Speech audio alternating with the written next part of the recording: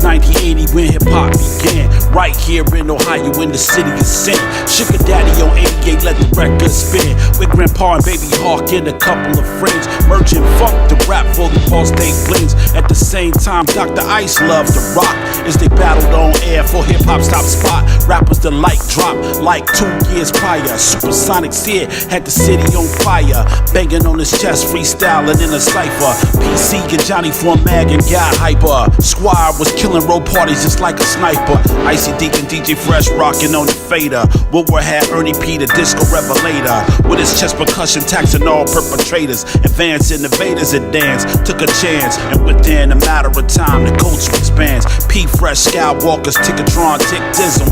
Body snatchers, Queen City rockers, fuck with them. DJ Hollywood supplying the rhythm. One love to my main man, DJ Wisdom. It's like that, y'all. We will be here forever. Do you understand? Forever. Forever and ever. Just something that's on the mind.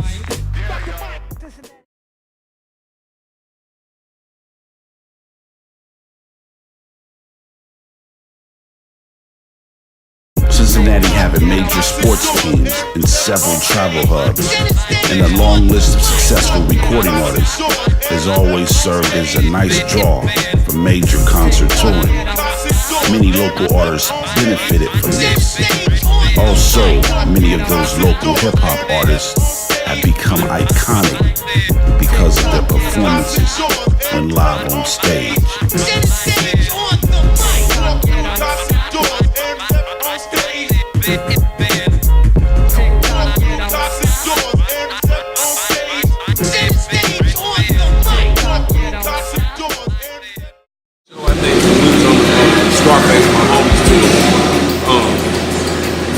We had got bumped up in the water.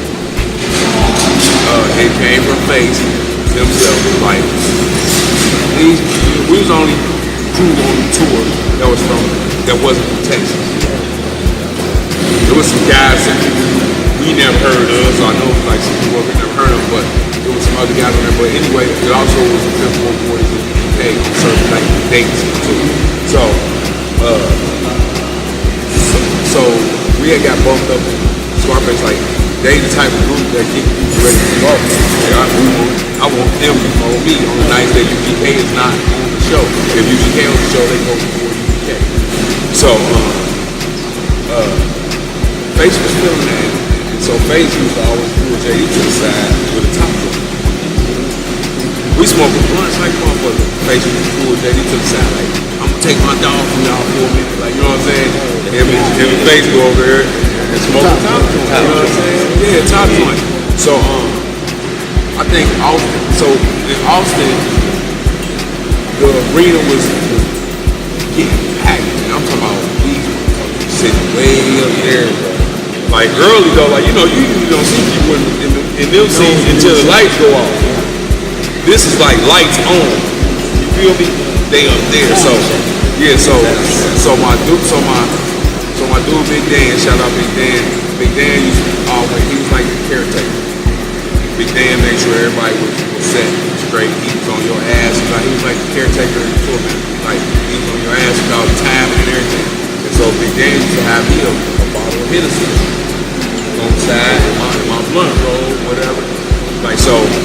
This particular, I think, or I left it on the bus or something. But I was standing by the barricade and I looked, I'm like, they selling liquor over there. You know what I'm saying? So shit, I scooped the barricade over and I started walking out there, and all of a sudden I feel this big ass hand on my shoulder. I'm like, bro, what's up, you want me? He was like, nah, fool. He's like, he's going me back. He's like, nigga, like you a star, you didn't do that. And he's like, look. And I looked and it was a mob of people running over there. I didn't think they recognized. I didn't know. I'm just running, trying to get a drink. I'm trying to go get a drink. But they ran over there like, yeah. So he like, you want to get a drink? I'm like, yeah. Like, come on. So him and another one of our security guards like start moving people out the way, like, just let him get something to drink. I'm like, oh, this shit crazy. Like, cause to me, I'm just Ron, bro. He like, let him get something to drink. That's how they put him over. They like, young girl, how old are you? You gotta know. I'm like, this shit crazy. He's like, well, you can't do that. We went and listen, it was just so life changing that I got a double right there, and then I got a couple more shots to take back with that. Yep. We were playing a club one night called The Strand in Los Angeles, Redondo Beach. We used to play there all the time. And on this specific night, Suge Knight and Tupac came. This is the height of California Love. And so California Love is like, and I'm doing the rap part. Out on bail, fresh out of jail, California dreaming. Because in Zap Band we had to, we split up. Whoever's gonna do, one day I Dale the Groat would do a verse, I would do a verse. And so on this specific night, I look over and I see Pac standing there. I'm like, hold it, man, stop. Like, we ain't gonna do your song with you standing here. Exactly. You gonna come out here with us. And so they came out and partied with us all night, and just meeting all those guys, it was just a surreal experience, and watching the whole West Coast thing. And that was another thing. 4. DMC only lets you do 4. You do like 5 total maybe, and then we had like MCs, like I'd MC, and then my man Unseen would MC. Like it'd basically be like a reverse take 5 or something. But yeah, it was just, once that click, man, it's opened up a brand new world, and it's really, really difficult back then for, like, you got less than 5 seconds to swap out another record, line it up, drop it on time, and then you put that against like 4 other guys and then 2 other guys rapping. It gets pretty integral and stressful, but it's a lot of fun. So, and then when people see that, you can be one goofy looking nerdy dude, man, put you on. So don't ever. Y'all won. Oh yeah. Like the DMC, we got second 1 year in the U.S. and we won the U.S. and went over to England to represent the U.S. Oh, that's dope. And then that was kind of the last year. Salute. Salute. That was the kind of maybe the last year where they really had records in there, because then that was kind of the turn of the digital age, which is, it's, keep in mind, folks, you can still flip it with however you want. So start beating up your computers and shit. Playing on stage with Bootsy Collins has always been incredible. Fred Wesley, very cool. Probably my most revered time shared performing, undoubtedly, with the late Bernie Worrell.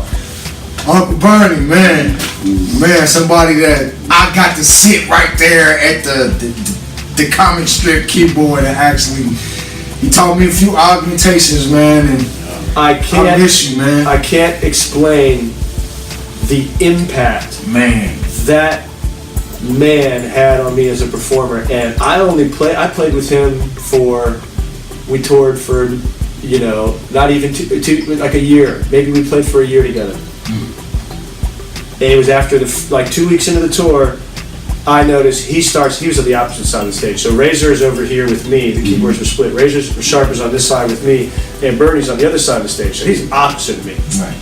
And I noticed 2 weeks into the show, he starts asking for more of me in his mix. And now he's playing, and he's basically jousting with me. We're playing fucking ping pong with rhythm exchanges back and forth. And I've never felt like it's iconic. So with Fresh, going back with the Fresh, so it's one night, come from the club. I came from the club. He probably did too. I don't know what was going on, but he called like 12:30, going on 1 o'clock. He said, "Top." He said, "Man, ride up to DC with me. People want me to come up to DC. You know what I'm saying? They doing a concert up there. So it was like one of those U.S. Bank Arena concerts where it was him, Missy Elliott, Ludacris, Jay-Z, Busta Rhymes. Like it's a whole yeah. So I'm like, yeah. Me being me. You ready? Like, yeah, you can come down. Yeah. I just go to the closet. Shoot up there to DC. So we get up there to DC. So but they kicking to get to the hotel. They got Master P up there, Sip and Shock, all them guys. So we out just kicking it. So the point of the story is the night of the show. So we get there to the show. So we backstage with everybody. So it's time for P to perform. Him and a couple of No Limit guys, whatever. So he get up there. So he performs. So while he performing, mind you, we on stage with him. So with us being on stage with him, I can't think of. I guess it's his brother, his uncle. I forgot the dude's name. So he on stage. So you know, manager, they got the box of the with their t-shirts and stuff. Word. So he up there performing. Lights go out. So now the one song come on, they make them say, yeah. So you that motherfucker come on. Boom, boom, boom, boom, boom, bam, bam, boom, boom, boom, boom, bam, bam. Yeah. So this whole place, imagine this arena is full. Lights flickering, music. This is like the ultimate feeling. Yeah. So that motherfucker rocking. So his uncle like, we have t-shirts. We're gonna throw the t-shirts off the stage while he's performing. So while people performing, I'm up there throwing the t-shirts in the crowd. And I stopped and just looked. I say, so this what this shit is? Yeah. This that feeling they talking about? Another epiphany for you, man. I'll say, oh shit. I gotta have this. You gotta have it. When they leave there, they talking about, come on, y'all, let's go to the club. The whole time I go to the club, my mind is just stuck on that moment. Stuck on that moment. I feel it. No, it's so stuck on that moment when we got done from the club, we go back to the hotel. Man, it's raining. I went outside on the step and just sat in the rain. Man, I don't know what the fuck that was. I gotta have that. Getting wet in the motherfucker. Gotta have that. And part of that epiphany was like, and you know what, matter of fact, I gotta have that at our arena here. Yeah, I feel it. I gotta have that feeling here. Yeah. So when they say epiphany or speaking things into existence, it happened. Yeah. That's deep. The jump off was on top of the roof. That's what I was already saying. That's how the Arts Consortium.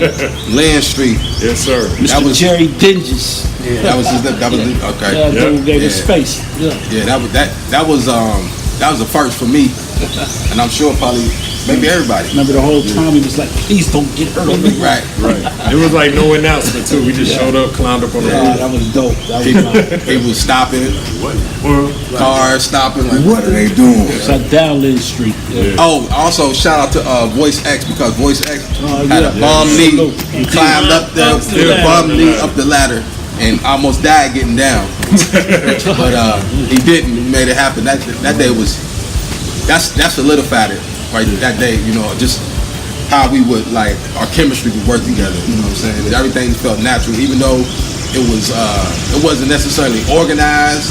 Everybody was spitting, but still naturally, the natural flow, the natural love, I think that we have for doing the music. Right. I think that showed the cohesiveness amongst all of us. You know what I mean? Because out of all the shows that I've done prior to that, I never did one on the roof and I was just vibing with everybody. You know what I'm saying? But that one, it just felt that way. Sort of felt like that Tribe Called Quest thing back then. Standing in front of the legendary Western Hills High School, home of Pete Rose. Charlie Hustle. So check it out. You also participated in the Warped Tour, correct? Yeah. All right, share us that experience. What year was that? I don't even remember. It was like 04, 05. Yeah, something like that. That was real live. Like, you know what I mean? Yeah, that was a lucky connect. That was a lucky connect. I forgot where we started at. I think we was in. Let me do. I don't want to hear first in Riverdale. No, we went to St. Louis first. All right. We did St. Louis, Cincinnati, Chicago, Detroit, and New York. Wow. And that was But it was just like a tent. You know, the Warped Tour is like hard metal and punk music and stuff like that. But they had a hip hop tent. Yeah, it was like a carnival of music basically. You had the main stage. It was awesome. That was live though. That was a real. We took Jermaine with us, choir boy. Yeah, I forgot to mention Jermaine. Rest in peace. Good dude, good singer, good vocalist. Yeah, look, Kevin. Kind of started around the time we started, like a little bit after that. Yeah. So y'all did 4 legs of the Warped Tour, and what was your reception? Did y'all get? It was always good, man. I mean, back then, hip hop guys, they were excited to hear other people's stuff. You know what I mean? You're sitting there all day. You don't know when you're going to go. They write the schedule up that morning, so you go in the morning, and then they just got like a board up, and it says when you're coming up. And we'd hang out and listen to everybody else's music, and then they'd listen to us. It was great. Detroit was the best. Yeah, Detroit was live. the Sugar Hill Gang performed at Bogart's. All right. With Real Roxanne. And this was kind of your introduction into the game. Well, here's the thing. This was about probably around 91, 92, like an old school thing. And now I started in like 80. Yeah. And remember, I told you when I heard that song, I was like, I went numb. They performed at Bogart's, and I got in free somehow, somewhere. I don't know how in the world I got in all these concerts free, but everybody knew Supersonic. Come on in.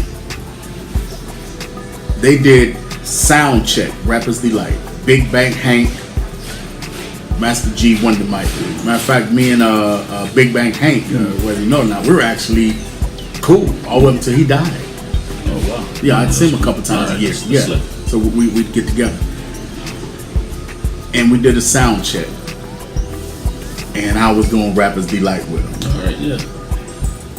Man, it took everything in my power not to see a grown man cry. I'm talking about snot bubbles and everything, man. I would have had snot bubbles and everything, and I'm just rapping with him, and I'm like, it was natural. I wasn't starstruck, but I was feeling better than they were feeling. And, you know, I'm rapping, I'm looking at Bang Hang, we rap, he giving me high five, we going at it, I'm doing their song. And you know, I'm thinking like, man, 10 years ago, I was like, wow, looking at their album covers, listening to them like, wow, going crazy. Now I'm standing on stage with them. And a true story, me, Curtis Blow, Buff from the Fat Boys, Run from Run DMC. We doing a sound check. And I'm rapping, I'm going on. I don't know what I said. This is how deep these rappers are.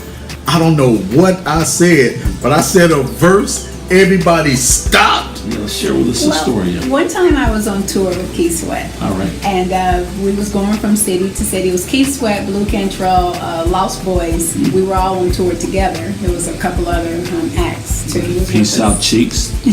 Zulu. That's one of my peoples.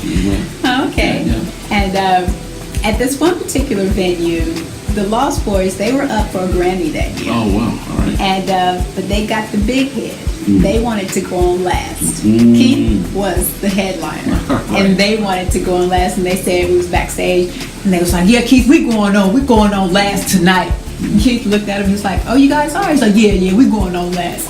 And Keith was like, "Okay, no problem. I'll go on before you guys." Yes, he did. And so Keith went on stage. He even stayed an extra half hour. Wow. He didn't miss one note. He hit all the highs, all the lows. Wow. By the time he was finished, Keith walked off stage. The people were leaving. Oh, they were leaving. They were leaving. By the time everybody left, there was only 10 people left in the audience for the Lost Boys to show to. We had to come from backstage to make a little bit of audience for them. That. That's and it was horrible. Next time we went to the next city. Yeah. And Keith was like, y'all want to close again tonight? He was like, "No, man, go on." That's good. That's good. And Keith, after they walked away, Keith was like, "Young boys, they coming to see me. They coming to see me." Yeah. So that was fun. My crew, New Style, we opened up for, who was it? Who was all on that card? Big Daddy Kane, MC Light. Digital Underground for sure. Whoa, that was crazy. Digital Underground. It was like Roxanne, Shantae, and somebody else. Heavy D and the Boys. Heavy D was rocked it by itself.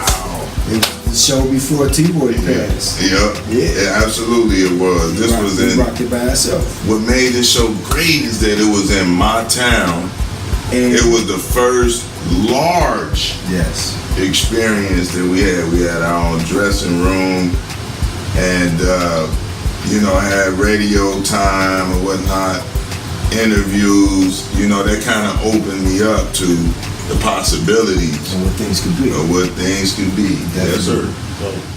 The Lakeview Palladium. Man. Yes. Multi-level. So Dan cool, but he want to mingle. I'm like, man, I I don't know if you could drink like we drink. Right, you know what I'm saying? right. So to make a long story short, we had to help him with his words on stage. Like, nah, man, like, come on, man. He was like, I apologize. I was back there drinking iced tea with these guys, man. And, you know what I'm saying? But let's name them all. Dana Dane. Yeah. Cool J, of course. Dr. Jekyll, Mr. Hyde. True. Yeah, True.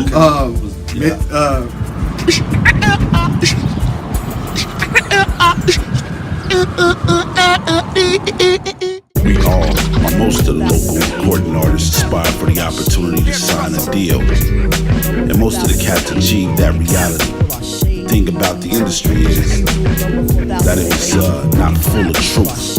And the vast majority of the people in the industry do more taking than giving.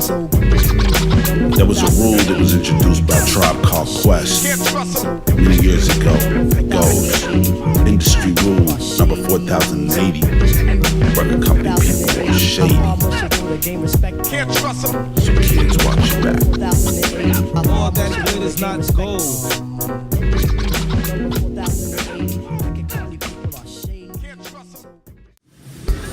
The whole Ichiban thing. I went to Kings Island in Cincinnati. And I did a rap called Keep Your Booty Clean off the top of my head. Talking about personal hygiene and take baths and this and that. And at Kings Island, they played your homemade video the whole day. A friend of mine named Andre took the video and said, see it. But Ichiban gave me what is called autonomy, where I could do whatever I wanted to do. Some artists don't need that freedom. I was an artist that didn't need that freedom. I needed somebody to produce me. I needed somebody to get Supersonic Sid out of me, like Maurice made me Supersonic Sid. Now I needed somebody to make me Supersonic Sid, the rapper. And that's kind of where the problems came in at. So I got a record out that I got to advertise and sell that I didn't even like. There's a popular saying, a song and a saying in the DJ, and it was MCs should know their limitations, and so obviously you knew your limitations. I knew mine then. I knew mine back then. You have people that fight for that freedom, like Michael Jackson fought for the freedom, but evidently that was good because he made a huge bulk of his money after he got his freedom. I didn't need that freedom at the time. Now, knowing what I know now, I would be good now.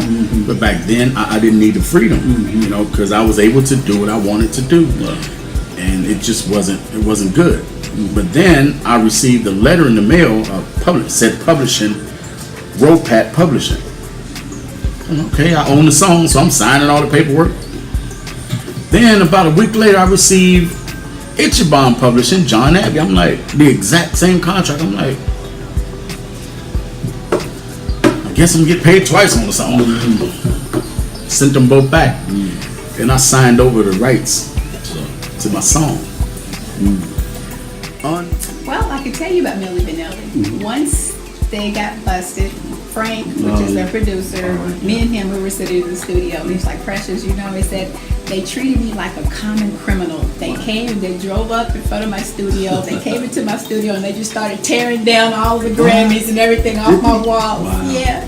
And he's like, and I felt like a criminal. But he said it in his German voice, Precious, I felt like a criminal. They were treating me. And so I was, you know, that was pretty funny. But when we did the show when they got busted, we did the show that came right after they got busted. Oh, wow. And we did that in Berlin. It was a live TV show. And Rob and Fab, they went on before we did. And they were still lip syncing, but they sounded horrible. And then when they had them interviewing, the interviewer was interviewing them here. And they said, you know, well, you say that you can sing, go ahead and sing. And Rob's like, an opportunity to redeem themselves. Right. And Rob's like, yeah, let Fab do it. Fab, you do it. And we were all backstage laughing, and they wouldn't do it. They sounded horrible. And I was with the original singers of Milli Vanilli. So I was doing I was one of the voices that was doing because I'm a singer as well. I'm a rapper, but I can sing as well. All right. And so we did our thing on the TV show. There was another one that got busted. It was in Black Box, right? Strike Up the band. Yeah, right. There's a lot of that going on right there. Right. Well, Frank Farian, he did most of the singing for Boney M. You ever heard of Boney M? No, I haven't. They were huge in Europe, throughout Europe, and the producer, Frank Farian, he can really sing, so he sang everything for them, and they were. Also, he was doing the first track, and they were lip sync to his track. Yes. Oh wow. So the Milli Vanilli, he did the voices too, and then there were other the original voices, and then he did Boney M. He was singing for them too. He just needed pretty faces to front the music, and he did that with me with one song. And I was like, Frank, I can't do this. There was one woman, her name was Joan Faulkner, and she could blow. All right. Yeah. But she wasn't pretty. Yeah. And so we all went to go take the photo shoot, and the photographer was only taking pictures of me. And I'm like, well, I'm not the singer. I'm a backing singer. That is the singer. And then the photographer's like, I'm only listening and doing what Frank told me to do. Frank told me to take pictures of you, and that's what I'm doing. Oh, wow. So what it was, Frank was going to have me front Joan's voice. Oh, wow. So Joan, hell, man, that was like at the height of the moment of the scary shoot. Like this is on the real, man. Like, look, cats couldn't wait to get away from me, man. Like, when we left and went back to Atlanta, Colin Wolf came with us. He just packed up his bass guitars and left, man. He got ghosts, man. Like, if you want to come get me, come to Atlanta, I'm leaving. Like, he left, man, because the environment just wasn't conducive to what he wanted to do, man. And Colin was like, it was cool. So he wasn't he wasn't hardcore. He was like, he just wanted to get out of that situation, man. So he had dipped and came back with us, man, and shit, that's a lot of like on it, like this way I can't be mad. Like I was mad at him, but I can't be mad because everybody was jumping into a learning situation. True. You know what I'm saying? Like we was getting like, well, in a situation like the Mika album, it was like $1 million to do the album and like $40,000 to promote it. It was like backwards, like, but they didn't know. But back then, I ain't want to hear none of that shit. Like y'all don't know, I don't want to hear that. And everybody was just young, like, and trying to do something that we ain't know nothing about. Just like now, I know that like the situation of us like going to get Vito and them to do music and stuff like that. I would have just stuck with our sound. Oh yeah, exactly. Yeah. You know what I'm saying? Right. I just stuck. You know what I'm saying? We loved it. Yeah, you know what I'm saying? Our sound. That's why like people like us. You know what I'm saying? They like us. Like the beats we made, Manhunt and stuff like that. People was like, this is us. Yeah. So that kind of hurt us a little bit too, because like everywhere we would go, people automatic said we was from Houston. We was sitting around like, no, we from Cincinnati. How much time did y'all spend down there as far as like working? A bunch of time. I was staying down there a lot because I was writing a lot, so I was staying down there. But people automatic like, they from Houston. And I used to always say like, why do they think we from Houston? And they said Tamika was trying to rap a lot. Was that any bit of that true? Nah, we was just working like we was hanging with Scarface and them in the studio. We over Vito house. Basing them with us, we chilling, and it was rumors. I'm like this. If this shit was the internet, this would have went crazy back then. For sure. Because they making up room. I'm like, how she signed with Scarface? This is crazy. Then people saying, man, Scarface stole that girl. I'm like, man, this shit was crazy. It really, it just seemed to me that, the situation kind of got ugly when we went to Houston. And about 6 tracks from Vito. Vito down there, So we down there in his studio, Is this all part of still all that situation? This nigga trying to backstab us. He's trying to sneak and tell our management to let Nika roll with his niggas. He got niggas down there that, he got a school of rappers and this and that. You know what I'm saying? It seemed like, the record label kind of biting on that bullshit. So after that, I was like, I'm done. Y'all go ahead. Legendary Warner Hills High School. They created some very prominent players to the culture of hip hop in Cincinnati. Basically, dude he was running a tax shelter. Oh, word. You know what I'm saying? Yeah. We got caught up in it, but nonetheless, it was a wonderful experience. You know what I'm saying? You can't take away that experience. So yeah, just kind of tell us about the tailoring of that. You know, on that records, you know what I'm saying, it was a independent minor label, you know what I'm saying? Yeah. But because Tyrone Hill was in the NBA and had these celebrity friends or whatnot, he had that major money, so we was rubbing shoulders with everybody. You know what I'm saying? So we was jumping up in the dough, like meeting people like Stevie J, you know what I'm saying, at the time, you know what I'm saying? So it was like, people be looking at that with amazement nowadays, but we was rubbing shoulders with everybody. It goes on and on. I lived with Sir Jinx. Shout out to Sir Jinx. I lived with him, which was Dre's cousin. So when I left Jinx's house, I go home. I signed a deal with Hitek. Hitek got me out of some shit. And I came home, signed the deal, then went right back out to California. But this time I'm in Aftermath. Like, you know what I'm saying? And shout out to Tech too. You know what I'm saying? Because he ain't had to do that. He ain't had to do that. You know what I'm saying? Word up, Tech. What up? Yeah, you know, I know he get a lot of flack, you know, here and there, whatever the case, man, but he's solid with me. It's all love. 100. He's solid with me, so, you know what I'm saying, I don't care what he do. You know, I work with his mom, you know what I'm saying? It's deeper than just some rap shit when it come to me and Tech. Yeah. You know what I'm saying? I know his mom, I know his brother, I know his sister. Our kids know each other, so, you know what I'm saying? He fam, you know, whatever, you know what I'm saying? But that's just me. He looked out for me when I was in my darkest time, trying to get out of some red tape on the last situation, and he helped me out and he put me on, you know what I'm saying? Then I ended up doing No One Knows Her Name from the Brown Sugar soundtrack, and I got a lot of respect from that. But before that, I had did a record with Talib Kweli, and Talib did a record with me. Like, you know, I can trade. I left for my integrity. I didn't shit on nobody. I didn't step on nobody's toes to get where I was. And you know what I'm saying? And you know, call it whatever. He fell off, whatever. Call it whatever. But I walk around with my head high. Because I didn't shit on nobody. Even when I was in the upper position, I didn't shit on nobody that was under me. Or I didn't treat people, you know, like they were peasants. I ain't do all of that. You know what I'm saying? I represented my city, even when cats from my city shitted on me or was like, fuck that nigga, it's our turn, all that.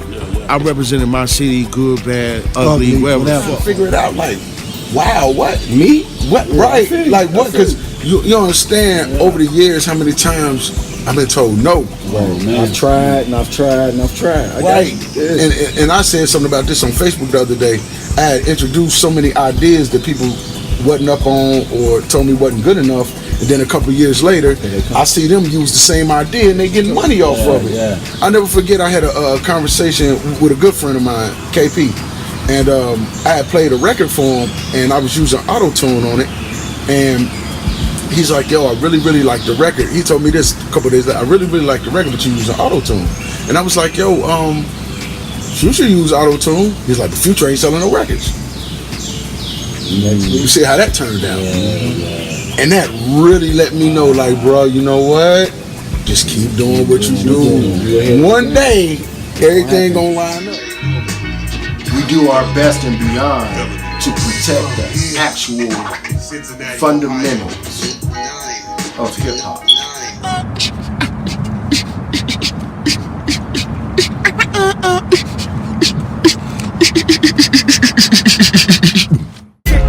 Why do we do anything if we don't do it for our youth and our next generation? If you can share wisdom that will keep a child from a path of destruction, you've done the whole world a good. So in the words of Wu-Tang, kick the truth to the young black youth. Life as a shorty shouldn't be so rough.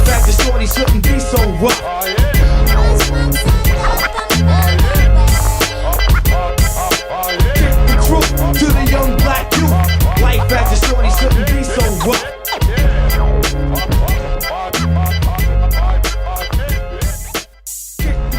To the young black youth, life as a shorty shouldn't be so rough. My words to the youth is that never say never. Never give up. And never let nobody tell you that you can't do something. and you don't never say that you can't. Like that's something that Kenny P gonna tell you right now. Never say you can't do nothing. You can do anything you put your mind to. Loving that. And that's all that I want to promote and give to my youth is that stay in school, get your education, college, whatever you need to do what you need to do. You feel what I'm saying? And everything else will fall into place. Like never give up, man. Never say never. And never say you can't. You know what I mean? Always say I can. I can. If you want to do this, be committed to doing it and keep it original and speak from your heart. Just flat out.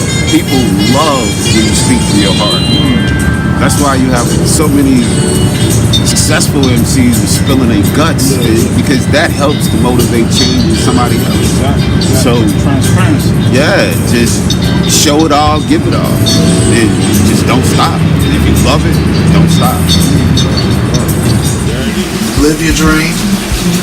Make sure you get the right knowledge on it. Yeah. Listen to your peers. Yeah, and get somebody that knows the craft and learn it and hey, live your dream. That's where it's at. That's where it's at. Kind of jump off what you just said. Do not let clicks and likes be your life. Like live, man. Like I understand, it's a different world now. So technology is a major part of everything we do. Do not let that run you. Do not let that control you. Live your life. Be aware of it. Understand how to use it as a tool. Live, man. To the fullest. Well, the jewel is for me is what I've learned in the nation, and that's do for self. Do for self. And I like how there's some Philly brothers that say do for self records. You know what I'm saying? You can tell they influenced by too. But it's basically, I never sold drugs. I was saved by the nation, and I'm proud to say that I never sold drugs. You know what I'm saying? But I had the same hustle. So I know about being up all night grinding. You know what I mean? And I channel my hustle to doing something for myself in a positive way, which was this music. You know what I'm saying? So like I did a tape in '95. Then I came back and did another project. Then I did some other projects. Okay, I felt like I probably could have made it if I would have left Cincinnati though. Nas said a verse that I live by. His verse in the song is I used to want to be a star till I realized I was the sun. You know what I'm saying? And that's what I live by. Like, you kids be shooting for the stars, like, but why you shooting for the star when you the sun? That's why they, be like, what's up, son? What's up, God? Exactly, like, and when I heard that and I implement that, because now I'm not chasing nothing. I'm here. I can do whatever I want right here. I don't have to go to LA. I don't have to go to New York. I can do it right here. Right, it ain't where you from. It's where you at. Oh, snap! Raquel, man. And I would say, also, not exactly how I point was going, but when you're dealing with success, you can't base what you think success is off of what you see other people doing. Like at one point in time, people thought being successful was getting a record deal, but really you were getting jerked, getting fucked out of your publishing and all that type of shit. Success is, like X said, being healthy. Success is if your mom is still alive on this planet, you respecting her to the utmost. Any other woman that you come into contact with, we ain't perfect. We're gonna argue, we're gonna have disagreements, but try your best not to be disrespectful to the woman. The woman is God. You don't have any control over what happens around you. The only thing you have control over is your attitude and how you handle it. And as C.T. Fletcher said, check him out if you get an opportunity, the amount of effort that you put toward it. C.T. Fletcher was a bodybuilder, weightlifter. And he said you don't have any type of control of equipment failure. You might get a bad judge in one of them things. The only thing you have to control is your effort. My 10-year-old said that the refs in this basketball game wasn't ever really called.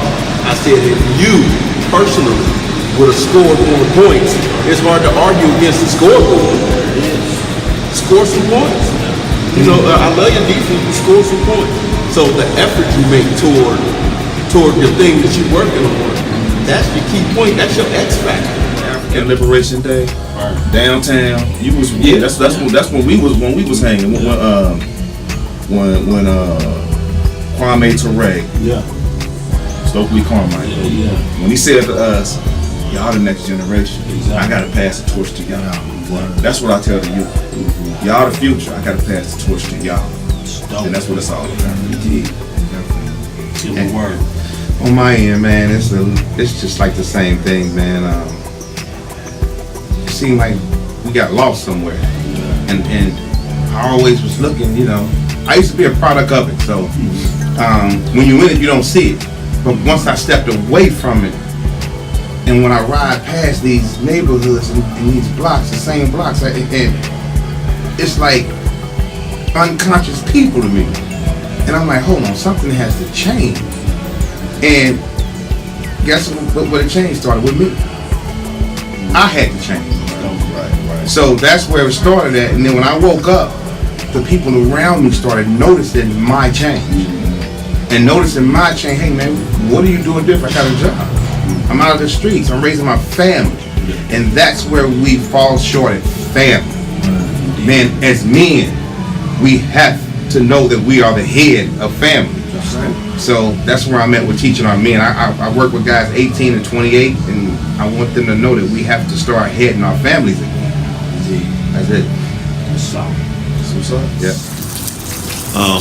And I guess the last part of this, man, is just don't quit. You know what I'm saying? You need to go seek some real unbiased opinions about where you are in the game. So you're not delusional. You know what I'm saying? If you really got it, then don't quit. All aspiring artists, producers, singers, songwriters, musicians, rappers, poets, whatever. This is 20% talent, 80% business. You gotta have your business. My words to the youth: study. Study your craft. Study whatever you're doing. That's what you do. You study. You research the future of a particular career that you choose to get into. You learn and you learn and you learn. Those that want to get into the music, learn about the music licensing. Learn about the contracts. Learn about all the different agreements and everything. Learn about all of that stuff. A lot of it is online or even at your local library. So learn. Knowledge is power. I'm telling you. That's on the for real.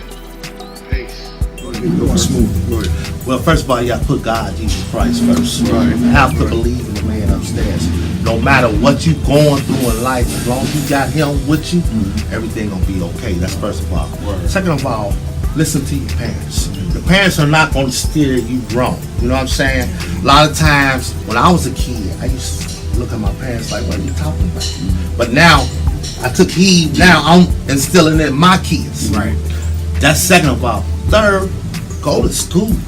Stop trying to get this fast money. Stop trying to be gangsters. You know what I'm saying? Because you only end up two places.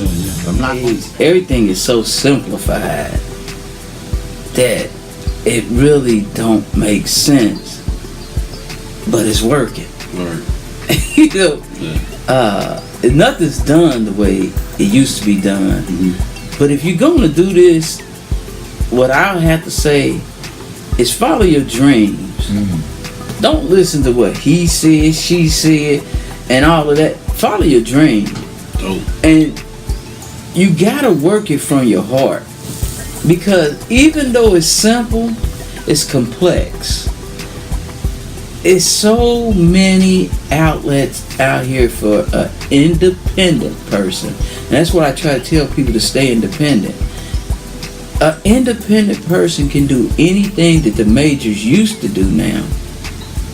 But you're gonna have to spend your money.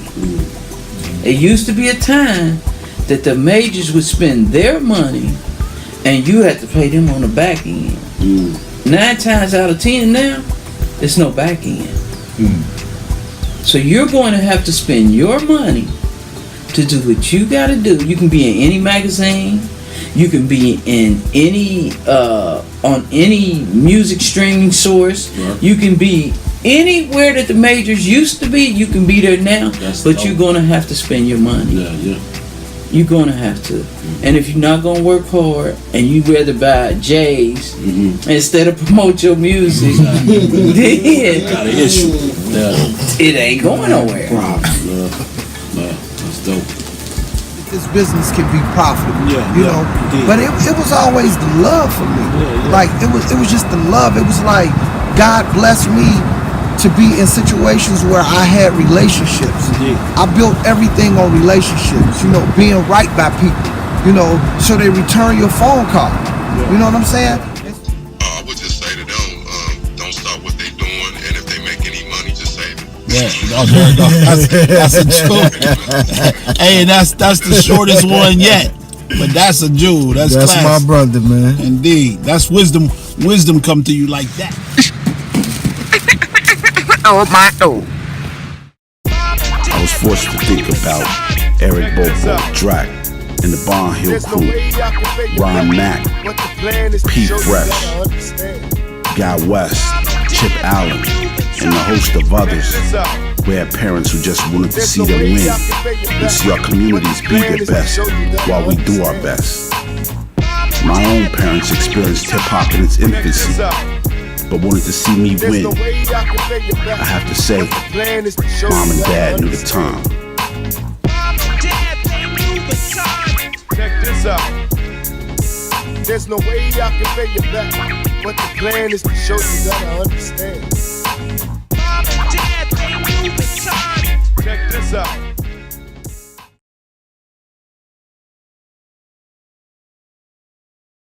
The motivation to this product has been a twofold mission. One, to provide motivation and enlightenment to the youth, and the other is to honor those that have passed on. I salute. So now we come to the final hour. The close. Samson Zulu. Azariah. And right now we give respect to those soldiers that have fallen. I want to say rest in peace to you all and thank you for your contributions to hip hop. Indeed. Swing. Sam DeBose, Baby Hawk, Marky K, Steve Jones, Danny O, Big Kev, Sleazy Cheese, Ajale Turner, Mighty Quinn, Scandal, the Ruckus Man, Cuddy B Spooky, J.U. Ice, Big G, Unseen, J.W. Sound, Ock Boogie, Cracker Jack, Joshua Tree, Scotty Boy, Beatmaster, DJ Time. To all the hip-hop soldiers that are no longer here with us, my condolences to your families. Rest in peace. As Public Enemy says, rest in beats. God bless. Shout out to my brother, Todd Baby Hawk Smith. Baby Hawk, that's my ride or die. That's my brother for life. And we lost him last year, man. We buried his ashes. We sprinkled some of his ashes out in Las Vegas because we was all on our way going to go to Las Vegas. Amazing, man. He was amazing, man. We went to the studio, man. I'm talking about the way I can't explain it. Like, bro, I'll give him 30 minutes, man. He got three verses. I'm like this. I never seen this before. Then, like, he could think on the next song. Like, he'll make Dave. Well, no, we was messing with Microwave. All right, yeah. So y'all was further in town. little studio. Messing with messing with Microwave. All right. He'll make Microwave. This is what Microwave did. Microwave actually made a what do you call it? A pre-production studio. He had a studio and a pre-production studio. So he'll let him go in there exclusively and kick it. So boom, he like this. I got this going over here. You going there? Yeah, like man, Teddy man, great dude, bro. Like yeah, but he just that's because they had them. Like him and Marky K, the freestyle was so sharp. Yeah. You know what I mean? That they So was much capable of going out fluid freestyle. Yeah. Yeah. Dope. Then a lot of like my mom has my brother's songs like still to this day. But it was Cheese's dream to be a hip hop artist, a producer, and everything. It was his dream, and I just kind of was under him like you know, Batman and Robin type. So it was never my dream. It was just something that I saw my brother do that I just naturally got into. You know what I'm saying? So yeah, that's what really made me want to do it. I started out. Let me tell you this story. So it was a scenario back when we were kids. We lived in Avondale. Right on A1. Yeah, A1 right on Dane.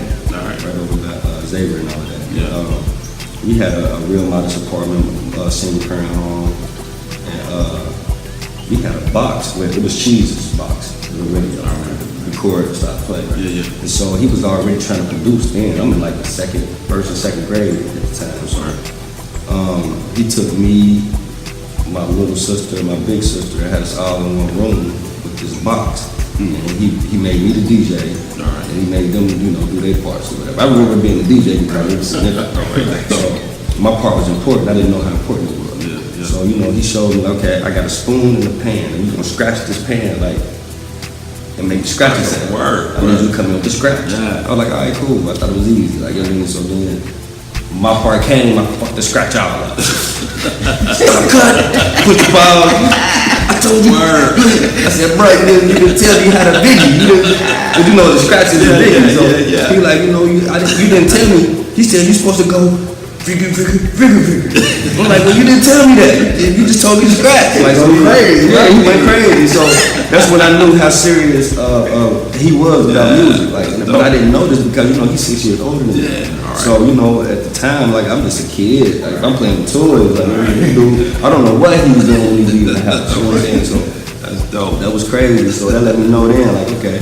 And then synced up with a friend of mine, J.U. Ice, he's not with us anymore. All right, rest in peace, J.U. Ice. Yes, big time. And just on a humble, he came over. I said, here, man, take this mic. And then he started just playing around. We played the Fila song. All right. Played the instrumental. And then he rapped something over it. And I said, hold on, man, stop. We're going to record this. Start of it right there. Start. You know what I'm saying? Start of it. And so did that song, and then we started playing it for the friends at school, and they were like, man, that's hot. You know, that's whatever we were saying at the time. You know, and everybody was vibing on it and feeling it. So we just continued on. So Ajale Turner, I gotta tell a story about the cat. I'd be remiss if I didn't. So Ajale and I. So first of all, who Ajale Turner is, he's a great ambassador. He was a great ambassador for hip hop. Whenever you read those stories and you hear about a cousin of Common Sense brought him here, and that was by way of him linking with the Barn Hill crew. That cousin was Ajale Turner. And so Ajale and I, we went to school at Roger Bacon. And we both played basketball. I played on the reserve squad. He played on the varsity squad. And so I wasn't driving at the time. Not properly anyway. And so I would get rides home from Ajale, or I'd get home from Milski. But more commonly, I rode home with Ajale Turner.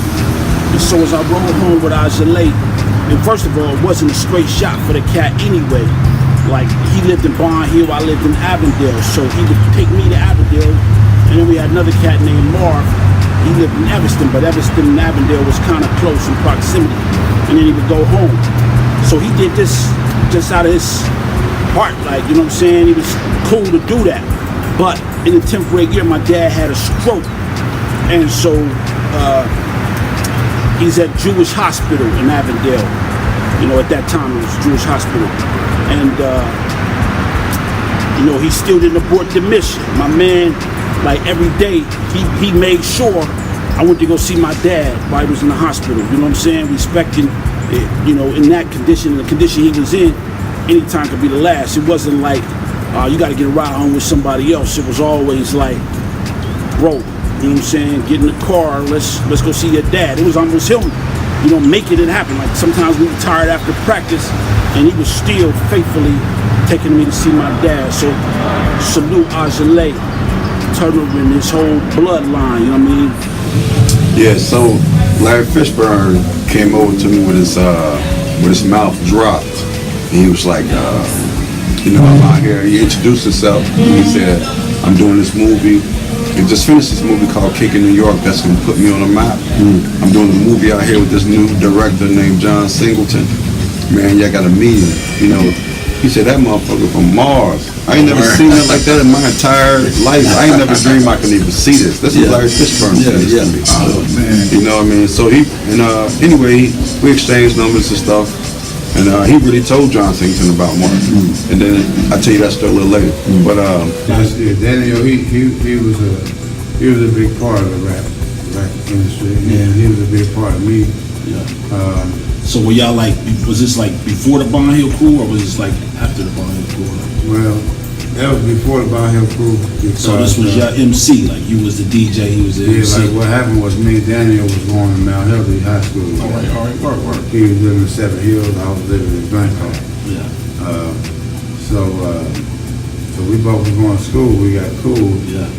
And what they called it back then, we called it cap rapping. All right, yeah. So me and him used to cap on each other. Okay. So when it said D, we used to rap about it. Yeah. So I was rapping then. I was rapping about how Daniel was fat, rapping about his shoe. He rapped about me and my curl was dropped. He was fucking with my forehead. I mean, he was fucking me up. That shit was good. I mean, every day during lunch. Yeah. People was gathered around to hear me and Daniel go back and forth. Damn, that's dope. So after that, when I figured out I could rap, or it really that wasn't me, I started DJing with Daniel. Yeah. So, and Daniel took me, my first little concert, he took us on to Cleveland. And we performed at a club up there back in the days called the Mad Hatter.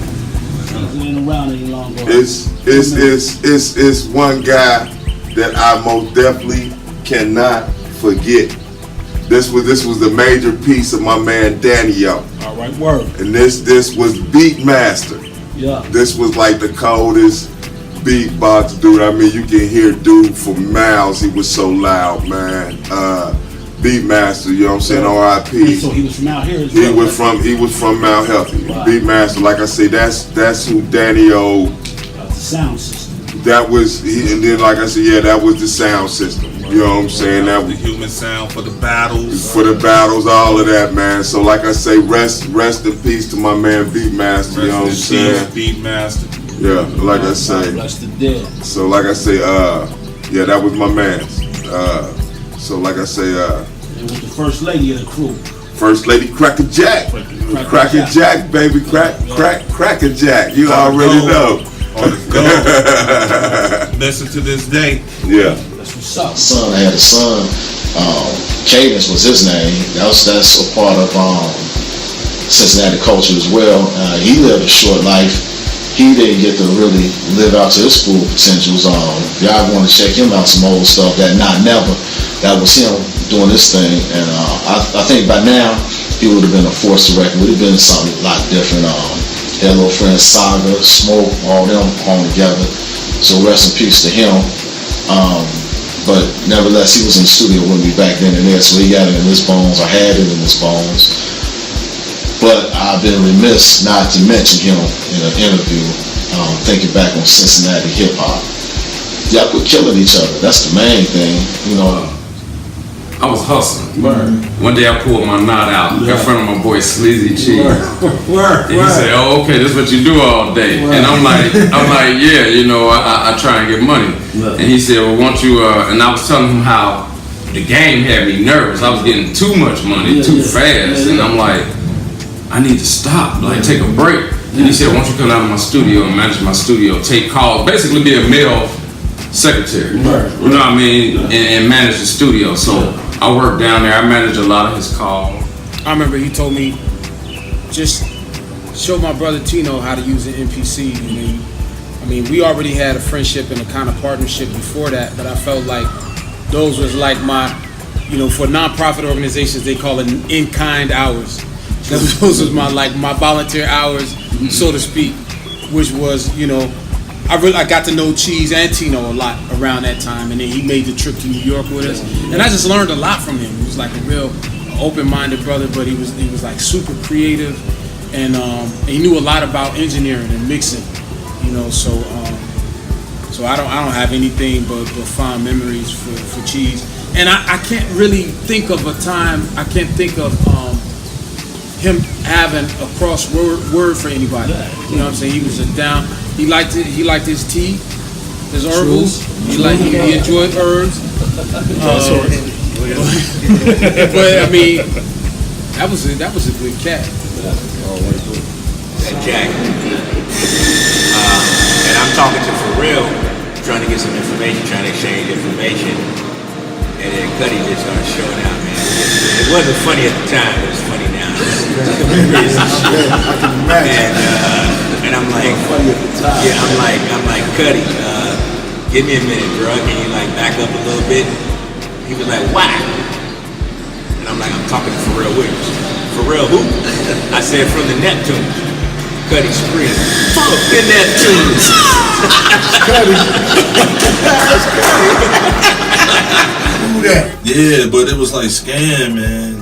When I was in the hospital, we was in the hospital at the same time, and like I even told this story on his on the tribute album that Jay Skills did for me. And it was like he called me when he had already been in the hospital. So when he found out I was in, I don't know how he got the number, but he sure called my room. You know what I'm saying? I'm like, wow. And he was saying like, and I'm telling him like, at this time I had lost like 75 pounds. Because they was prepping me for surgery, so that's how I ended up at the nursing home and all of that. Because they feed me the antibiotics to make sure my body can take whatever's coming. You know what I'm saying? So it was like he was telling me like, you know what I'm saying, like you're gonna be alright, right? Like you're Superman. You know what I'm saying? He said, but if you need me, I was like, man, call, man. We can sit on the phone and cry if you want, or we can sit on the phone and pray if you want. He said, shit, we can even rhyme if you want. That's you know what I'm saying? That's scam, man. But the way he was talking, like everything was okay, man. And it fooled me to think when I got out, you know, it's gonna be able to kick it. And I missed it. So I go to prime time. Oh yeah, let me try to stretch out. Let me see what's up. You know what I'm saying? Let me get in this. So all right, I go up and beat Devin and Mike, and the battle was serious. Everybody was there. Like everybody was there. And shout out to Fife Dog, rest in peace.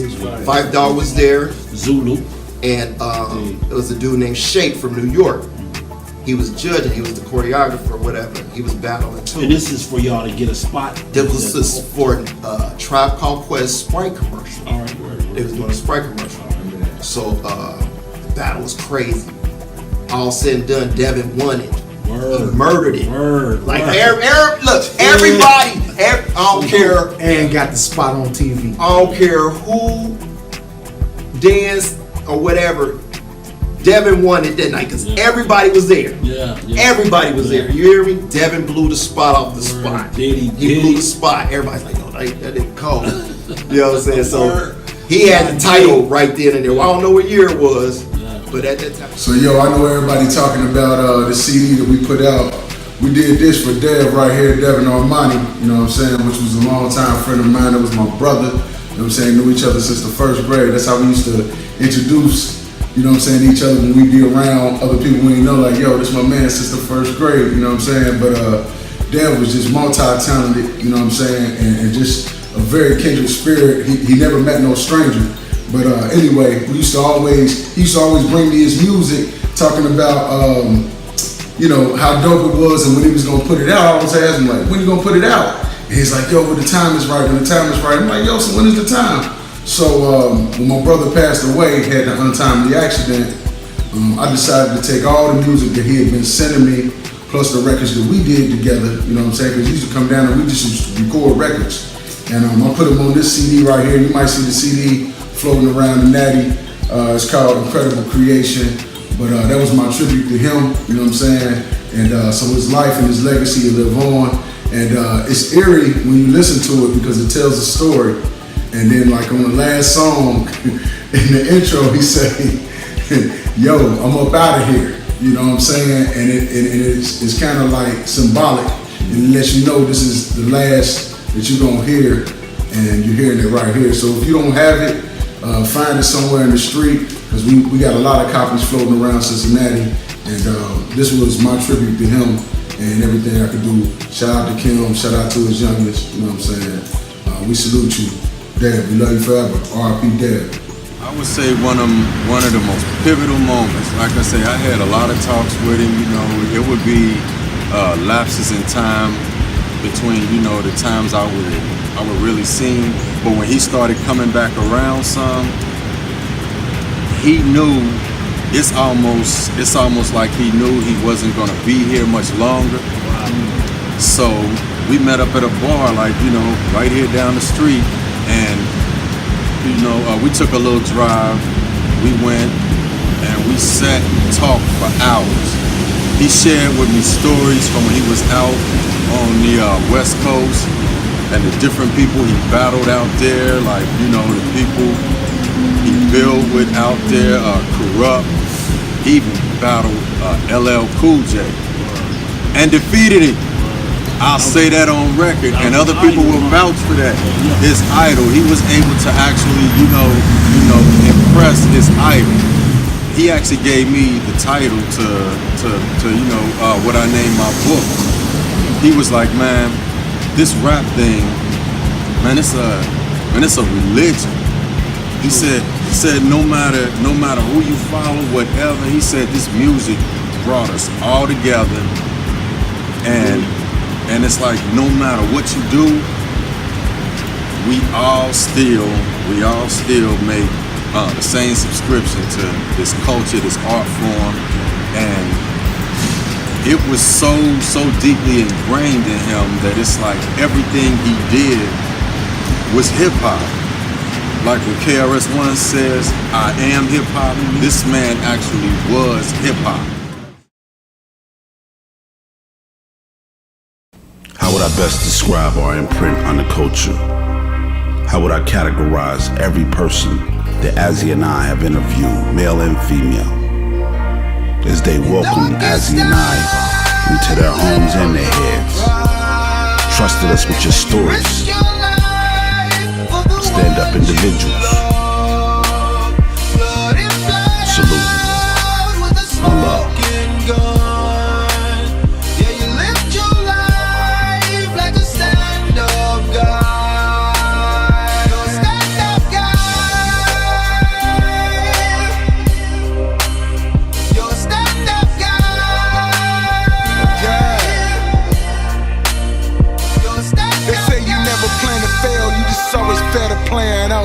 If I had a dime for every time I heard it, and add another dime for every rhyme I murdered, I buy a boatload of the purest dope and serve it.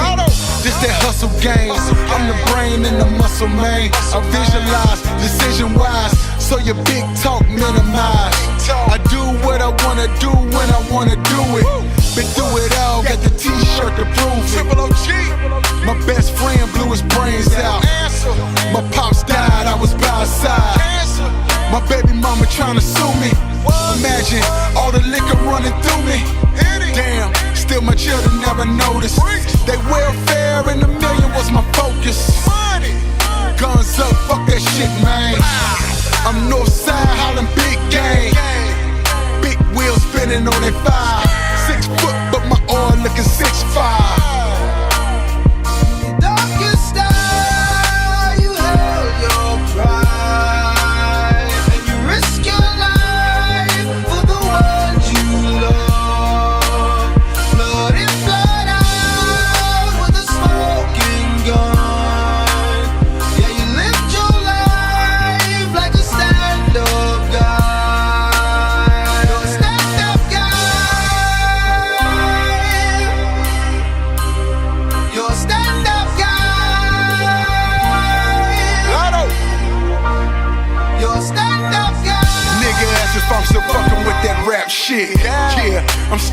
fucking with that rap shit. Damn, you still working at your day job, trying to get over like A-Rod. Man, I told that boy I'm trying to lose weight. Every day strip a steak, let me contemplate. Oh, that mean I'm living in my purpose. He who doesn't multiply, his talent is worthless. Yeah, you can search that in your good book. I'm the meaning of success, I take a good look. Cars, crib, money, and my fam good. The bitch he couldn't draw a better pick of manhood. No metaphors, just my thought bleed. I'm a boss, overpaid the cost bleed. So why wouldn't I be sitting on some change? Before you sitting at the top, you gotta understand. Man, why everybody got a strong opinion about what you doing, bruh? This is God's plan, homie. You gotta understand that. So how much can another nigga perfect God plan for you? You understand what I'm talking about? Hey, Doc Chills in the building. I wanna know how y'all feeling. This is for my old school homies out there. I wanna let y'all know about my old stomping grounds. Feel free to shout out yours. Meet us at our stomping grounds, our stomping grounds. Meet us at our stomping grounds, our stomping grounds. Tell me where's your stomping grounds, your stomping grounds. Tell me where's your stomping grounds, your stomping grounds. Meet us at our stomping grounds, our stomping grounds. Meet us at our stomping grounds, our stomping grounds. Tell me where's your stomping grounds, your stomping grounds. Tell me where's your stomping grounds, your stomping grounds. Now I'm feeling real tight and I need to get loose. I need a packet of green, so I headed up to shoot the shit and me a freak, but I got what I need though. Got a text from a homie, said meet him up at Vito's. Stop and reminisce about the times we spent at Brandy. Debating this skippers hell the better eye candy. Stopped at chili time, put something in my belly, couldn't help it. Parking lot, pimping up at Mr. Kelly's. A fifth of Thunderbird, a 40 of malt liquor. At the time I was young, so I drank much bigger. Doing shows at Bogarts, coming off so hard. Danny-O saved LL, frontin' as his bodyguard. I thank Cincinnati, cause they let me do my thing. Total access to the bar, I was only 15. Had to stump a few clowns when I'm up and throwing down. But nobody got murder hanging at my stomping grounds. Meet us at our stomping grounds, our stomping grounds. Meet us at our stomping grounds, our stomping grounds. Tell me where's your stomping grounds, your stomping grounds. Tell me where's your stomping grounds, your stomping grounds. Meet us at our stomping grounds, our stomping grounds. Meet us at our stomping grounds, our stomping grounds. Tell me where's your stomping grounds, your stomping grounds. Tell me where's your stomping grounds, your stomping grounds. Now the love we got, these haters wouldn't like it. That didn't stop the crew from turning out the Vikings. You invited to Bun Hill, but homie, let me warn you, plenty of spots to drink at up on California. Starting for Sonny's, it was hard to leave. Stagger across the street, ended up at Mr. D's. Mother's Laundromat is where the homies parlay.